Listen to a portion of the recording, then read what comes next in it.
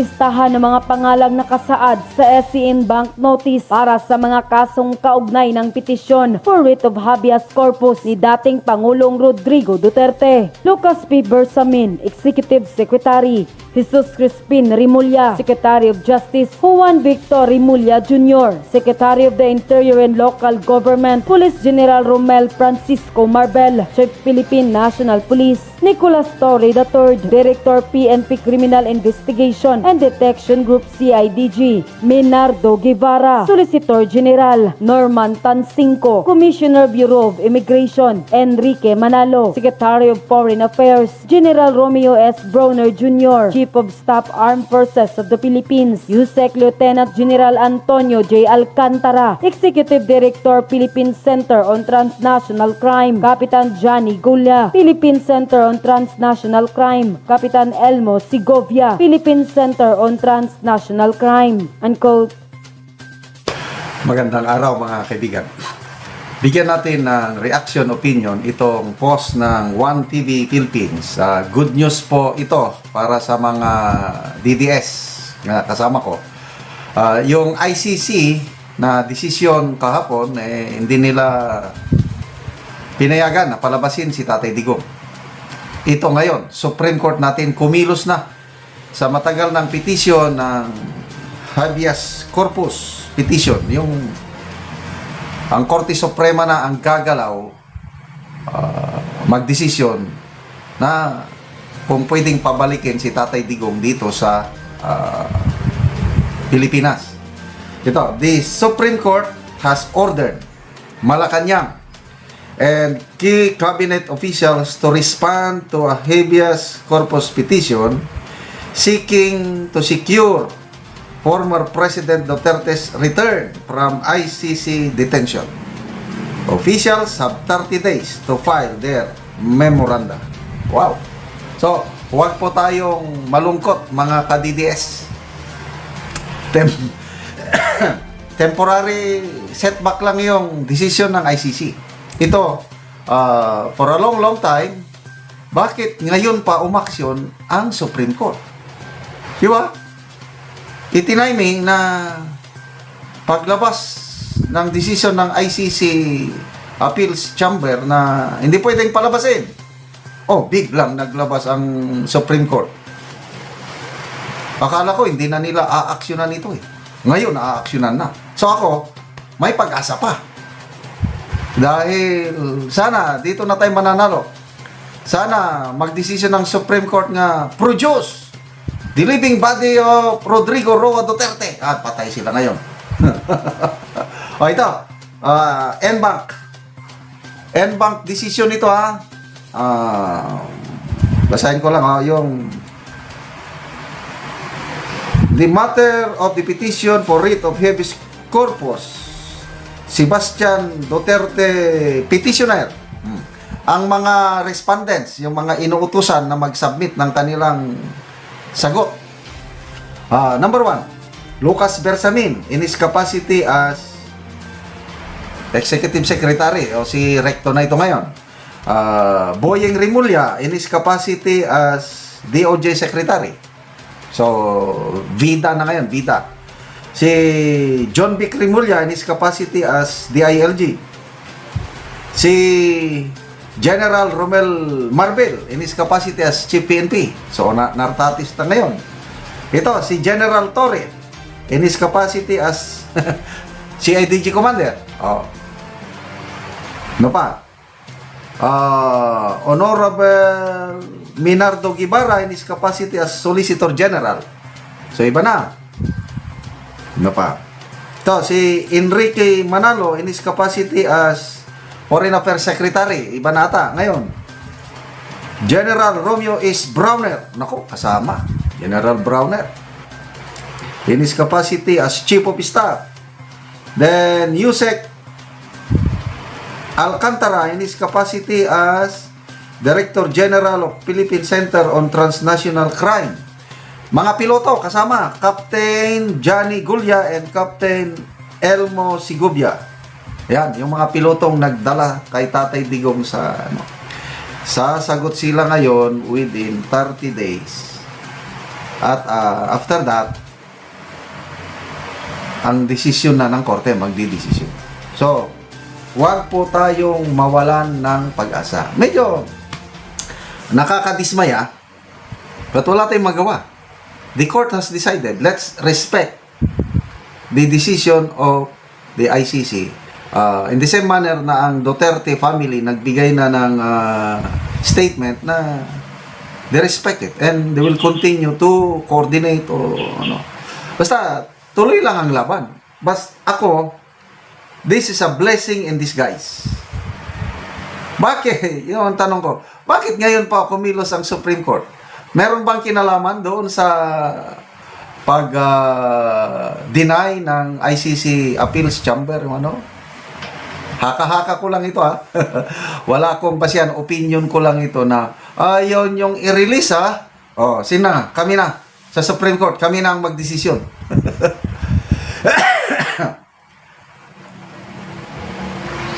So ituloy po natin ang pagdarasal para sa ating minamahal na Tatay Digong. Mayroon nga akong nakitang post. Sino ba yung nag-post? O statement. Si dating DA Secretary Manny Piñol, sabi niya, kinamumuhian o kinagagalitan ng libo-libo lang, ba't minamahal ng milyon-milyon? Yan po si Tatay Digong natin. Naniniwala ako na mas maraming Pilipino na sumusuporta o naniniwala sa magandang ginawa ni Tatay Digong kapanahonan niya. Hindi siya perpekto. Meron ding mga kapalpakan. Wala namang presidenteng walang kapalpakan. Kaya lang, to me, kaya DDS ako, hindi ko ikinakaya. I am a diehard Duterte supporter.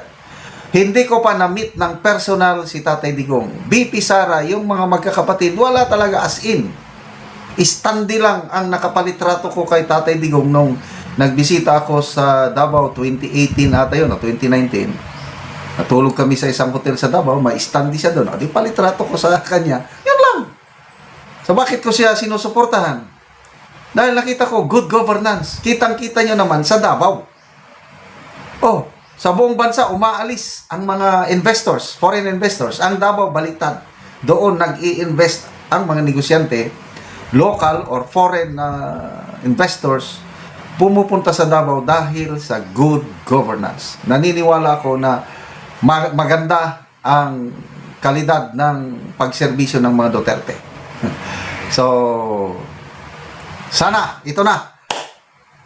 Answered prayers natin ito na ang ating mismong Supreme Court na ang gumalaw para desisyonan yung petisyon na pabalikin buhay, produce the living body of Rodrigo Roa Duterte. Yan po ang ibig sabihin ng writ of habeas corpus. Politika pa rin at realities ang magdidictate kung palalabasin si Tatay Digong. Nagsalita na kasi yung ambassador ng Japan ng huling Assembly of State Parties ng ICC na bilang pinakamalaking donor ng ICC, hindi sila maligaya na puro akwital ang nagiging desisyon ng hukuman. So hindi na ako nagtataka na talagang pinupuruhan nila ngayon si Tatay Digong, no?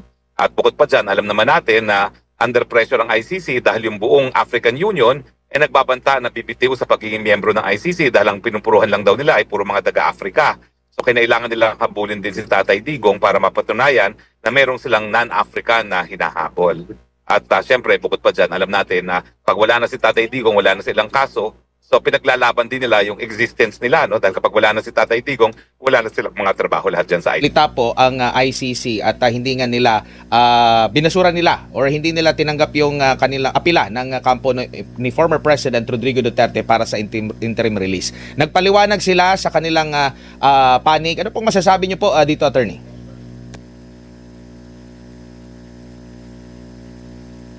Well, alam mo, malungkot ako, no? Dahil kahit papano, pinagdarasal natin na magkaroon nga ng interim release si Tatay Digong. Pero hindi naman ako nagtataka at ang dahilan ay alam ko naman, politika pa rin at realities ang magdidictate kung palalabasin si Tatay Digong. Nagsalita na kasi yung ambassador ng Japan ng huling Assembly of State Parties ng ICC na bilang pinakamalaking donor ng ICC, hindi sila maligaya na puro akwital ang nagiging desisyon ng hukuman. So hindi na ako nagtataka na talagang pinupuruhan nila ngayon si Tatay Digong, no? At bukod pa dyan, alam naman natin na under pressure ang ICC dahil yung buong African Union nagbabanta na bibitiw sa pagiging miyembro ng ICC dahil ang pinupuruhan lang daw nila ay puro mga taga-Afrika. So kinailangan nila habulin din si Tatay Digong para mapatunayan na merong silang non-African na hinahabol. At syempre, bukod pa dyan, alam natin na pag wala na si Tatay Digong, wala na silang kaso, so pinaglalaban din nila yung existence nila, no? Dahil kapag wala na si Tatay Digong, wala na silang mga trabaho lahat dyan sa ICC. Opo. After nito po, kasi apila na ito nagbigay na sila ng final decision po, attorney. Ano na po ang susunod? Latagan na po ba? Magkakaroon na po ba ng latagan ng ebidensya? Yung trial proper na po ba ang susunod, attorney? Yun nga nakakalungkot, no? Hindi pa. Medyo naantala lang talaga yung pre-trial detention ni Tatay Digong dahil siyempre 8 buwan na siya nakakulong, hindi pa naman napapatunayan ng kahit ano, no? At hindi pa nagsisimula yung formal na proseso. Alam mo, kaya nakakalungkot, kaya merong interim release para balansehin na sa ICC, pwede kang arestohin on the basis of good grounds lamang. Wala pang probable cause, pwede ka nang arestuhin dahil ang probable cause, yan parang yung hahanapin pag nagkaroon na ng confirmation of charges. Kaya nga dapat, kung susundin mo yung patakaran ng mga naunang international tribunals, gaya ng Tribunal for the Former Yugoslavia at saka Rwanda, halos automatic ang pagka-grant nila ng interim release. Kasi wala pa namang mabigat na ebidensya laban sa mga nasasakdal. Pero dito sa ICC, iba ang naging practice ng hukuman. Talagang hindi sila nagbibigay ng interim release, no? Kapag ikaw ay akusado ng war crimes, crimes against humanity, no? But in any case, meron pang nakabinbin sa appeals chamber yung sa issue ng jurisdiction. Yun sa akin ang pinaka-importante. Dahil pag tayo nanaig doon sa issue ng jurisdiction, ibig sabihin yan, wala nang kaso si Tatay Digong at makakauwi na. At ako naman, dahil minsan na nagsalita ang ICC sa issue ng jurisdiction na nagkaroon ng 3-2 decision, mas malakas ang laban natin kasi dito sa issue ng interim release, palagi silang unanimous, no? Pero sa tingin ko, dito sa issue ng jurisdiction, may konti tayong laban dyan dahil nung unang desisyonan yan, 3-2 ang naging botohan sa appeals chamber. Opo, meron po pahihig dito si Attorney Kaufman. Ang sabi, meron pa daw inaantay na resulta sa medical evaluation kay dating President due next month and will reintroduce its request to release a man who is 80 years old and as a result of debilitating physical and cognitive conditions is incapable of flight or as alleged threat to witnesses, attorney. Well, opo, nakabinbin din yan, pero sa akin ang pinaka-importante yung jurisdiction. Kasi yung jurisdiction, kahit anong estado ni Tatay Digong, dahil yan ay isang issue of law, dapat yan malinaw na wala talagang jurisdiction na sa aking pag-iisip naman ay malinaw yan.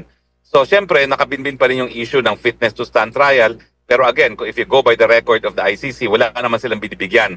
Wala pa silang nabibigyan ng desisyon na dahil unfit to stand trial, panandalian na ititigil ang paglilitis. Sa tribunal for Rwanda, merong isa. In fact, nakakulong kasama ni Tatay Digong dyan sa kaparehong kulungan, no? Na wala na talagang pag-iisip. Wala na. Completely zero na siya, no? Dahil nga sa Alzheimer's. At ang nangyari lang is nanatili siya sa kulungan kasi ayaw siya tanggapin ng Rwanda at walang ibang bansa na gusto magbigay sa kanya ng interim release. Pero dito sa ICC, ang track record pa rin, wala silang binibigyan ng order na kinakailangan magkaroon ng permanent na yung adjournment dahil sa yung lack of standing, no, yung inability to stand trial ready. Just going by the track record. Opo. Kasi kanina naman binanggit din ni Kaufman na wala talaga nabibigyan ng interim release sa ICC. Na totoo naman yan at matagal ko nang sinasabi yan. Pero syempre, kahit ano ang track record sa ICC, patuloy pa rin tayo nagdadasal, no, para sa kalayaan ni Tatay Digong. Opo, after po nung pagbabasa ng desisyon ng ICC sa apela ng interim release ni former President Rodrigo Duterte, siguro mga ilang oras ngayong gabi lang, naglabas din po ng kautusan ng Supreme Court, attorney. Di ko alam kung nabasa nyo na po ito, pero ang pinakabuod nito, kung maalala nyo po, siguro within the day na inaaresto si Pangulong Rodrigo Duterte, di ba, naghain po ng habeas corpus na petition, no, yung relatives ni dating Pangulong Rodrigo Duterte na humihiling sa Korte Suprema na yun nga doon sa pag-question nila. At ngayon, nagbigay ng direktiba ang Supreme Court sa Malacanang at iba pang mga cabinet officials, involved cabinet officials, na magsumite ng kanilang komento tungkol nga sa inihaing petisyon na, attorney. Anong basa nyo po rito? Well, unang-una isa po ako abogado dyan, no, ang naging kilputo kasi kami po yung naghain ng hindi lang certiorari kundi habeas corpus, no. At nakakalungkot nga na hanggang ngayon walang kahit anong aksyon ng Korte Suprema, bagamat baka pinapakomento na nga yung mga respondents. No? Pero sa akin, sayang talaga yung pagkakataon na yun dahil pati naman yung issue kung mayroong jurisdiction ng hukuman, sang-ayon mismo sa Rome Statute, dapat lokal na hukuman muna ang nagdesisyon. Dahil nga dapat hinarap muna sa lokal na hukuman si Tatay Digong bago sinurrender sa ICC. So sa akin, dahil nga habeas corpus and certiorari ang hinain namin, para magkaroon ng desisyon, dahil po pwedeng maulit no, yung ginawa kay Tatay Digong at mukhang uulitin talaga nila pagdating kay Senator Bato at kinakailangan magdesisyon ang Korte Suprema kung talaga bang may jurisdiction pa nga ang ICC sa Pilipinas or wala. Opo. Nababasa ko sa mga komento ng mga netizen pag mayroong mga desisyon ng Korte Suprema, yung iba pa nga after na nung inihain nyo po na habeas petition, sinasabi nila saglit lang, mas nauna pa itong yung kay dating Pangulong Rodrigo Duterte, bakit wala pang desisyon? Ito, late na ito, nagkaroon agad ng hakbang. Pero sa tingin nyo po, attorney, hinog na ba para desisyonan ito ng Korte Suprema sa haba po ng panahon, sa malinaw naman yung sinasabi po ng ating mga batas, or tingin nyo po meron ding ikinukonsidera itong Supreme Court, attorney? Well, kasi ang sasabihin ng ilan dyan, it's smooth and academic kasi wala na nga sa jurisdiction ng Pilipinas si Tatay Digong, nasa dahig. Pero sa akin, miski wala nang jurisdiction sa pagkatao ni Tatay Digong, it's an issue involving transcendental importance dahil ang nakasalalay dyan ay yung soberenya natin. Ang issue is dapat pa bang litisin ang mga di umanong mga krimen na nangyari sa Pilipinas ng ICC ngayong hindi na nga tayo miyembro ng ICC. Bukod pa dyan, meron talagang pangangailangan na bigyan ng linaw ng Korte Suprema kung talaga nga bang may jurisdiction pa ang ICC at kung yung rules on extradition na kailan lang na-promulgate ng ICC ay applicable pagdating sa ICC dahil lang nakasulat dun sa rules on extradition, yan ay applicable kapag bansa ang humingi ng extradition. Now, itong transcendental importance, itong for education purposes at yung it is capable of repetition and yet evasive of judicial review, yan yung tatlong exception dun sa rule na kinakailangan hindi moot ang isang controversy bago magdesisyon sa ang Korte Suprema. Pero sa tingin ko, yung tatlong exceptions, lahat yan applicable sa kaso ni Tatay Digong. Opo, Attorney, si MJ po ito. Sir, marami pong nagtatanong, no? Marami rin pong nagko-comment. Sa sinabi po ng ICC na media reports, pwede ng ebidensya. Anong tingin mo dyan, sir? Doon ako pinaka na-shock, no? Dahil ako 35 years na nagpa-practice dyan sa Pinas, no? Ang media reports talaga ay walang balor sa atin. Ang media report ay hearsay. Kaya kinakailangan, tumayo talaga mga testigo, hindi lang yung mga reporters na nakaka-informasyon na wala naman silang personal knowledge, no? So sa akin, nakakalungkot nga, no, na ang issue ay kalayaan ng isang 80 anyos, pero isa sa naging batayan ng Korte Suprema na mapatuloy pang nakakulong ang 80 anyos na yan ay mga media reports, no? Kung pagbabatayan ng media reports, hindi nga dapat ko kayo kausap, no? Dahil dapat daw ako'y arestado na, no, at nakakulong, no? So, yan po dahilan naman kung bakit ang hukuman sa Pilipinas ay hindi man binibigyan ng pansin ang mga media reports. Kinakailangan first-hand personal knowledge.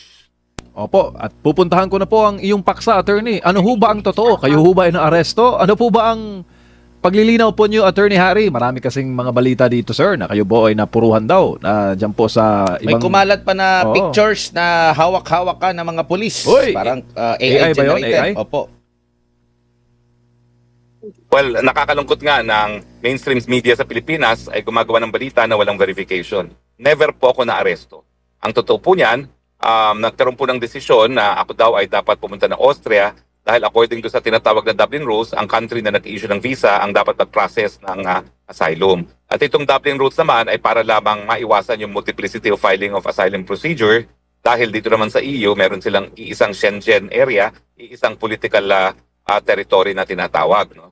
So ako naman, o sige, dahil sabi nyo, Austria, pumayag akong pumunta ng Austria, sumakay ako ng eroplano.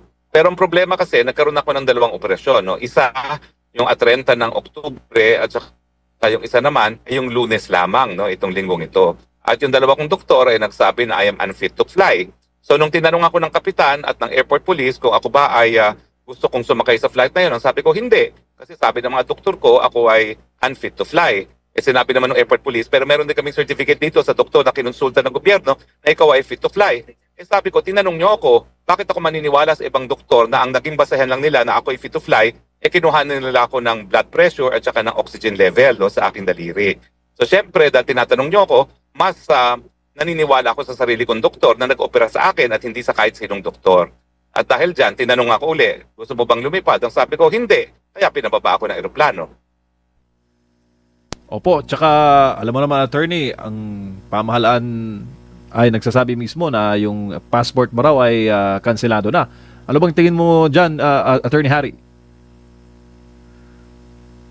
Well, wala pong epekto yan sa aking asylum. Kasi nga, dito sa Dublin rules, dalawa yung rules. No? Yung bansa na nag-issue ng visa o di naman kaya yung bansa na una mong pinasukan. Kaya ako nakipaglaban na ang Netherlands ang may karapatan nag-process na application ko dahil yun naman ang una kong pinasukan. Pero ang explanation sa akin, gagamitin lang yun kapag pumasok ang isang asylum seeker na walang passport at walang visa. So for purposes of asylum, hindi kinakailangan ng passport, hindi kinakailangan ng visa.